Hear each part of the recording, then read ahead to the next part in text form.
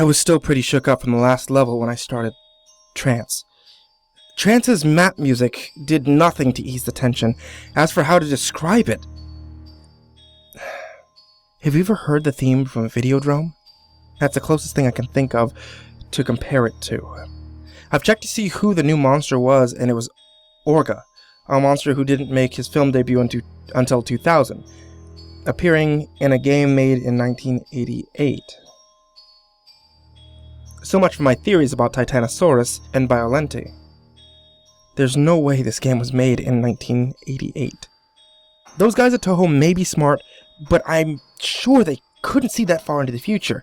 If they could, they never would have given Roland Emmerich the rights to the Godzilla movie. No, this had to be a hack of some kind, which just opened up even more questions. Who made this hack? When? How? And most importantly, why? The why was the question that bothered me most. And my immediate assumption was that Billy did this to pull a joke on me, but that couldn't be right either. Billy didn't know how to make a ROM hack, and if he did, he'd probably just do something simple and stupid, like replacing all the monsters with crudely drawn dicks. Unless Billy had amazing game editing skills and a serious dark streak to his imagination that he never told me about. He couldn't have made this. Is it even possible to put a ROM hack into a cartridge? And aside from all that, my eyes were drawn to a new icon on the map. A question mark. I was really curious as to what it did. I'm sure you're also curious, so I'll explain the quiz levels now, since this was when they start appearing. There was one of these per map from here on, and they always appeared near the start of the map. And when you start on a quiz level, you appear on a screen like this. As you can see, there's a question mark at the top, a yes and a no button, and an emoticon in the center. I refer to the emoticon as a face. Real creative, I know. And for convenience, I'll refer to face as the one asking the questions. The music for the quiz levels was a track actually in the game. It's the one that plays when you try to use the Godzilla cheat code and get sent to an unplayable level. Face asks you 12 yes or no questions, and you move your monster to the buttons for your answer. When you answer, the question disappears, and Face changes expressions for about 8 seconds. Then he goes back to neutral, and a new question comes up. There was no time limit, nor right or wrong answers. Face has no respect for the player's personal boundaries, and will sometimes ask deeply disturbing and personal questions. For example, do you like hurting people? Have you ever killed or raped anyone? Have you been molested by a family member? Other times he'll ask questions that were either mind-numbingly stupid, is the sun hot, is water wet, or just flat-out ridiculous, does your dog like the president? And maybe once per quiz, Face would ask a question about the game. With one exception. Face's expression changes seem to have no effect on the game, except for indicating what the game creator thought of your answer. His reactions rarely made any sense, and at first I thought they were randomly generated. The questions never followed a pattern, Face never stayed on the same subject for more than 2 questions. Early on, there were questions that made me think Face was building up to something, only to then ask some stupid garbage. Here are the facial expressions that I saw while playing. I'll separate them into 2 categories. The expressions that I understood, and the expressions that I didn't. First are the expressions I understood. 1 is neutral, his default expression. 2 is angry. If you try to attack Face, his expression changes to this, but nothing else happens. 3 is sad, happy, sick, maniacal. Face made this expression when he was being an asshole. You'll see what I mean later. Surprised, love, annoyed, confused, guilty, or hurt. And here are the others. 2 of these only appeared once numbers 1 and 12, and I suspected that they may have been an in-game joke from the creator. Their respective questions were, do you like ice cream, and are you a tough guy? As for the questions in the first quiz, luckily, I had a notepad and pen handy. I had problems remembering things, so I often carry one around to jot things down, and sometimes I doodle in it when I'm bored, so when the first quiz started, I thought I'd record what happened. I'm glad I did. So here are the first series of questions. My answers, and Face's reactions. Do you like the game? Yes. Happy. Are you afraid? Yes. Surprised. Are you over 18? Yes. Weird face number 5. Do birds have teeth? No. Love. Is peanut butter good? No. Sick. Does the moon rotate? Yes. Weird face number 11. Do you have a job? Yes. Confused. Do you like hurting people? No. Annoyed. Is the sun hot?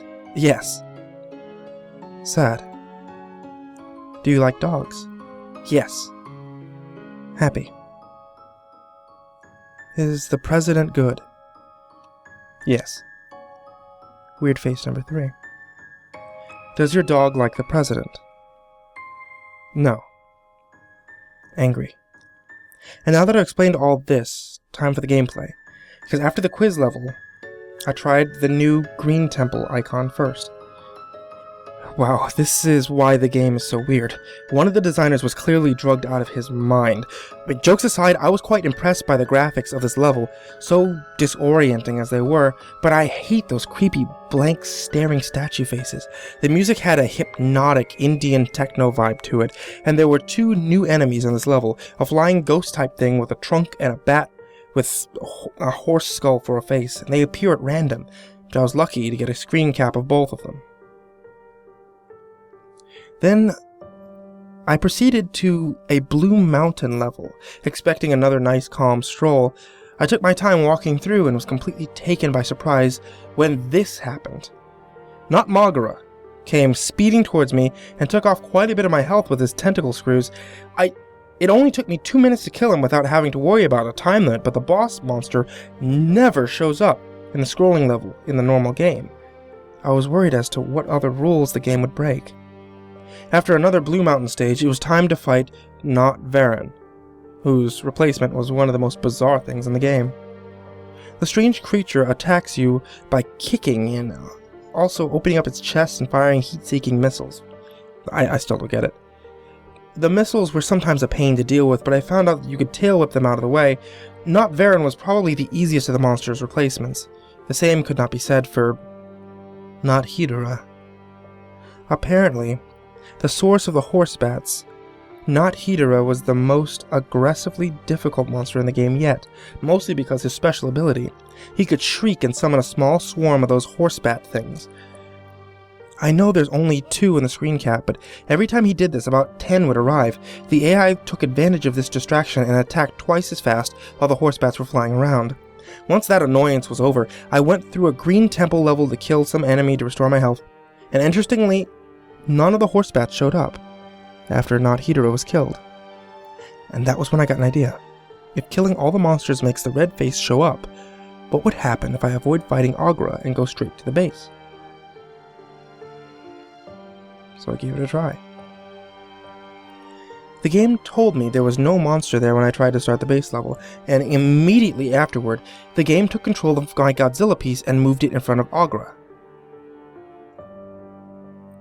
My little trick didn't work, so I got tired.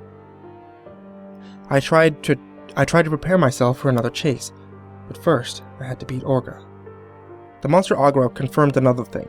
Whoever created this game hack was clearly a Godzilla fan, not only because they picked the monster like Agra, but because they actually implemented something that happened in Godzilla 2000, in a really neat way.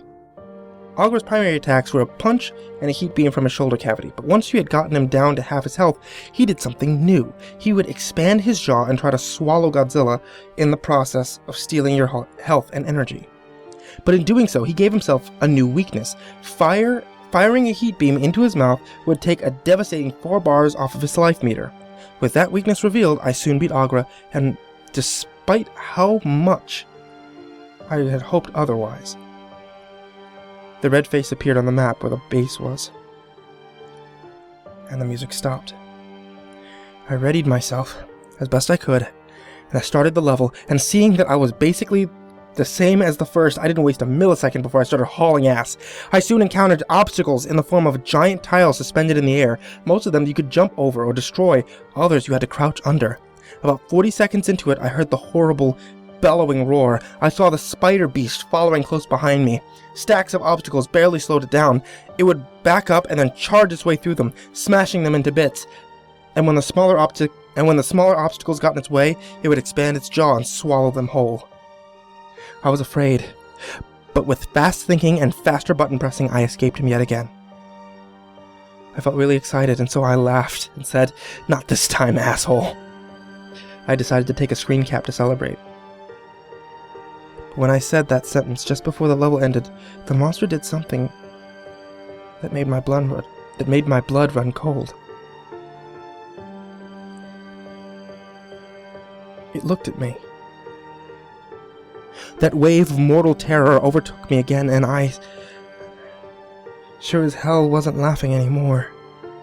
I took another screen cap of the next level title right before I rushed to the bathroom to splash some water in my face and take a piss that I nearly failed to contain when that fucking thing looked at me.